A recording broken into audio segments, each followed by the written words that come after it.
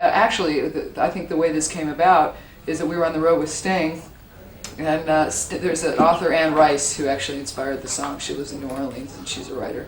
Writes vampire stories, the Vampire Chronicles. Gordon is a big Anne Rice fan, and he'd apparently tried to buy the movie rights and be Vampire Lestat. So I was having big fights with Miles Copeland trying to get this made, and I think that Sting got wind of it, because the next thing I knew, they were saying, yeah, you can go ahead and do it.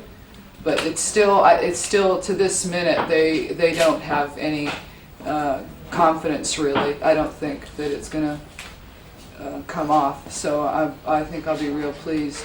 So by the time you see this, yeah. you'll know if we were right or not. Mm-hmm. Yeah, exactly.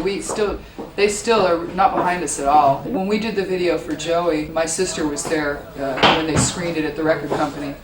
They didn't like it at all, but it got played more than any other video we'd ever done. So they ended up liking it a lot, you know. So this one, I don't know. I think it's just that it's a lot different than anything going on, and they're just really nervous about doing anything different. The way I look at the past year is that we've done a lot of work to make this record successful, and this is my reward anyway, that I get to do this and dress up like the Queen and wear a wart on your face. Wear a wart on my face.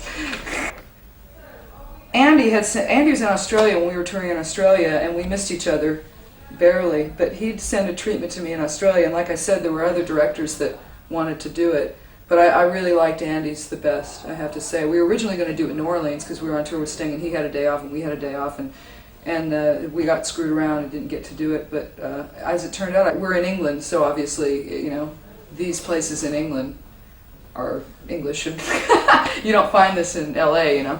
So I like the way he gets obsessed with something, and just it keeps growing and growing and growing. He'll call me up and go, oh, I found this medieval illuminated script, and it just keeps growing and growing. I really like his enthusiasm, and he's not cynical about the things he does, and when he takes something on, he seems to really think about it night and day. The animals and all that were really his idea, you know, the scorpions and the snakes and all that. So I don't know how it's going to come out, but I know it's going to be different than anything right now. So I'm sure that the record company will sit back and go, oh, it was genius, and we knew it all the time, and they probably... Good idea we had. Yeah, as usual.